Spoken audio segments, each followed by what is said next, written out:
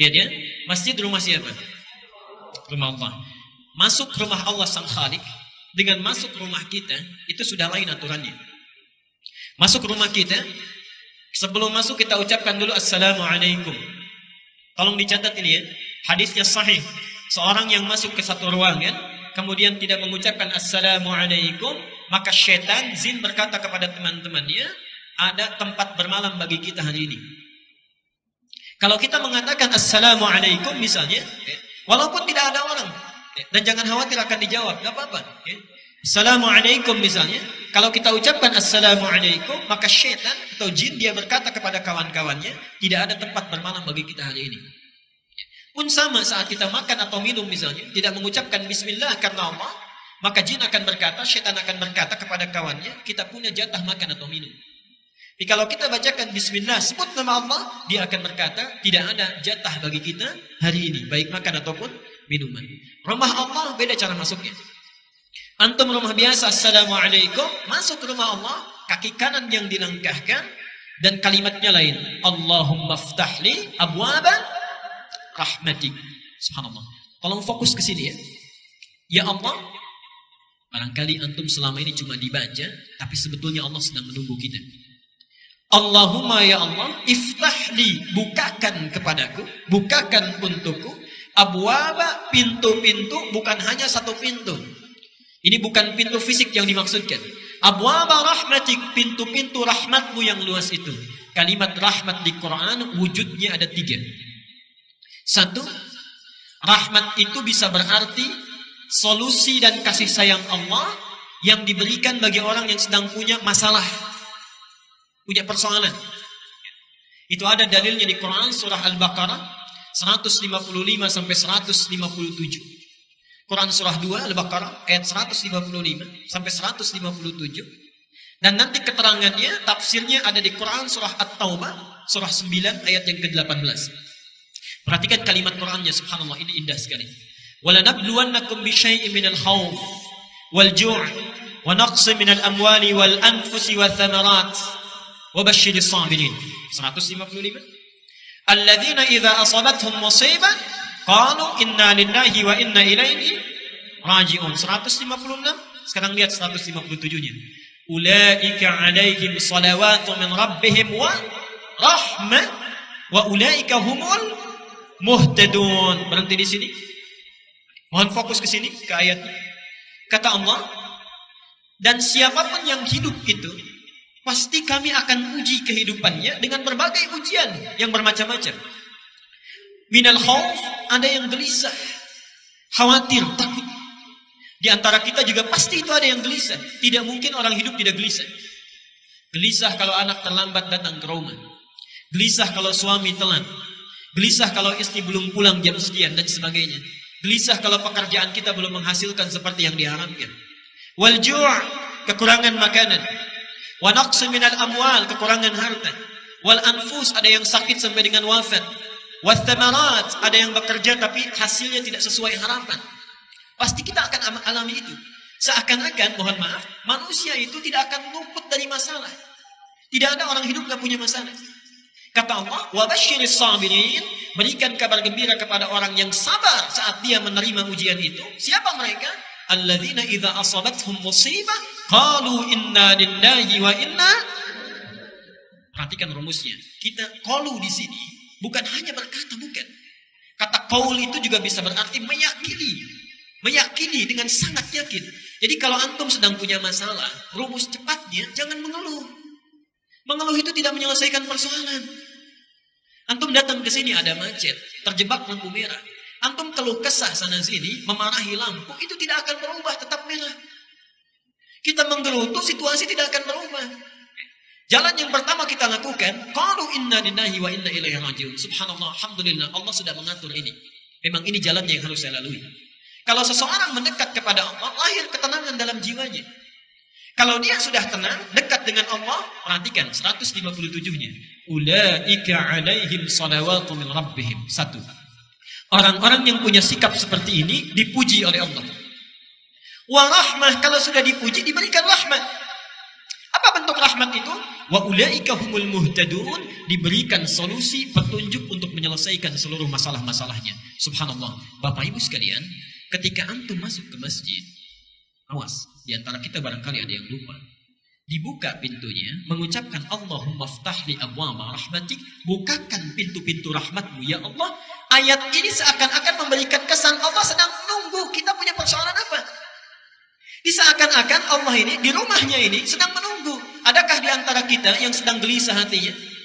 Adakah yang punya persoalan di pekerjaan dan hartanya? Adakah yang sedang sakit ingin meminta kesembuhan? Adakah yang sedang punya persoalan omsetnya barangkali tidak naik, stagnan, terus turun dan sebagainya? Antum masuk ke ruangan masjid, Allah sudah tunggu. Jadi kalau kita sudah berada di dalamnya, tunaikan salat 2 rakaat, duduk sibukkan diri kita untuk meminta kepada Allah Subhanahu wa taala. Orang yang minta diberi nama dengan muhtadun, kalau sudah diberikan diberi nama dengan muhtadin. Lihat di surah At-Taubah ayat ke-18 tadi, tafsirnya. Innama ya'muru masajidallahi man amana billah wa aqamas salat wa ataz zakat wa lam yakhsha illallah fa asa ulaika ay yakunu minal muhtadin. Yang memakmurkan masjid Allah itu kalangannya terbatas. Kalangannya terbatas, subhanallah. Itu hanya orang-orang yang yakin kepada Allah, menunaikan salat dengan konsisten, tunaikan zakatnya dengan baik, tidak pernah takut kecuali hanya pada Allah Subhanahu wa taala. Subhanallah, kata Allah, fa'asa ulaika ayyakunu minal muhtadin. Asa beda dengan la'alla. Kalau la'alla itu berjuang keras dulu baru dikasih. Karena itu ketika Allah menurunkan ayat tentang puasa di Ramadan, itu ujungnya ditutup dengan la'allakum. Terulang sebanyak 59 kali dalam Al-Quran. La'allakum itu artinya sesuatu baru diberikan kalau dia serius. Kalau serius. Karena itu jangan harap setiap orang yang puasa itu bisa takwa, belum tentu. Ketika la'allakum tattaqun menutup ayat Al-Baqarah 183, seakan-akan ada kesan yang bisa jadi takwa itu hanya orang yang serius puasanya. Yang tidak serius belum tentu dapat. Mungkin awal-awal puasa salatnya di saf terdepan. Selesai puasa, maaf, masjidnya pun bisa tidak hafal. Mungkin bisa begitu. Hanya orang serius yang mendapatkannya. Tapi kalau antum bisa mendawamkan ke masjid, baru masuk saja, bahasanya bukan la'alla, asa. Asa itu kalau kita lakukan dengan yakin, Allah cepat kasih. Allah cepat kasih. Jadi mohon maaf ini ya, kalau antum sudah di masjid, ayo sibukkan. Sibukkan dengan mendekat kepada Allah. Peluangnya ada, antum sedang dinanti ini. Jangan kita menyibukkan diri dengan mengobrol, membicarakan keburukan orang lain dan sebagainya. Sudah, duduk di masjid, sibukkan meminta kepada Allah. Saya berikan rahasia untuk para ikhwan di sini, para ayah khususnya. Para sahabat itu rata-rata, termasuk ulama dan salafus salih. Kalau pulang dari pekerjaannya, Pak, itu mereka membiasakan mampir ke masjid. Salat tahiyatul masjid di masjid, kemudian mereka mendekat, memanjatkan segala doa kepada Allah, menyerahkan hasil usahanya. Subhanallah, rata-rata mereka itu bisnisnya tidak pernah rugi, selalu untung. Tidak pernah rugi, selalu untung. Bayangkan masjid di masa itu belum ada karpetnya, alasnya masih tanah. Atasnya pelepah kurma, kan? Mohon maaf, apa namanya? Tembok-temboknya itu sekatnya pelepah kurma, atasnya daun-daun kurma. Kalau masjid yang terbatas saja mereka sudah bisa melakukan dengan baik, maka antum masjidnya yang hadir di samping tempat kita, tempatnya bagus, ada AC-nya, karpetnya baik, segalanya cukup, belum sempat menyentuh kita untuk mendekat kepada Allah, maka dengan cara apa lagi Allah mesti fasilitasi. Itu bagian yang pertama. Yang kedua, rahmat itu juga bisa berarti ampunan Allah bagi orang yang punya dosa tanpa batas. Bagi orang yang punya dosa yang berlebih. Quran surah 39 ayat 53, Az-Zumar. Quran surah 39 ayat 53. Qul li ibadiyalladzina asrafu ala anfusihim la taqnatu min rahmatillah. Katakan Muhammad kepada hamba-hambaku yang berbuat dosa dengan israf. Israf itu berlebihan. Jadi kalau ada orang minum 1 gelas, yang ini 8 gelas. Ini makan 1 piring, yang ini 4 piring. Ini belanja sesuai kebutuhan, ini setiap yang dilihat harus dibeli. Kalau perlu ngutang. Itu israf namanya. Ada orang israf berbuat dosa. Yang ini cuma gosip, yang ini bohong, yang ini mencuri, yang selanjutnya itu semuanya dilakukan. Gosip iya, bohong jalan, mencuri dilakukan. Terpikir dia untuk tobat, datang ke rumah Allah misalnya, dibuka pintu masjid, langkahkan kaki kanan, diucapkan Allahumma ftah li abwaaba rahmatik. Berlaku ayat ini, la taqnatu min rahmatillah, jangan putus asa dari rahmat Allah. Ketika antum masuk ke sini, seakan-akan itu Allah sedang menunggu. Kalau bahasa bebasnya, Anda merasa punya salah apa? Punya dosa apa? Dan saya sangat punya keyakinan tidak ada di antara kita yang bebas dari dosa. Tidak ada.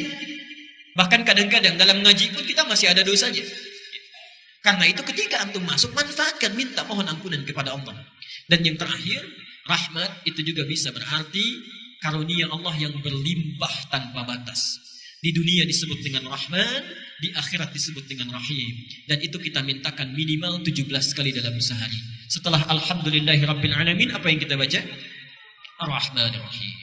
Jadi mohon maaf, sunnahnya nanti dengan siapapun antum mengaji, kalau sudah masuk masjid, minta kepada Allah kemuliaan, Allah sedang menunggu, langsung sibukkan. Kalau kita tidak meminta kebaikan dari persoalan kita, minta diselesaikan. Yang kedua, minta ampunan dari dosa yang kita miliki. Dan yang ketiga, antum punya persoalan apapun dunia, mohonkan rahmat Allah Subhanahu wa taala. Semoga Allah memberikan kebaikan kepada kita dengan itu.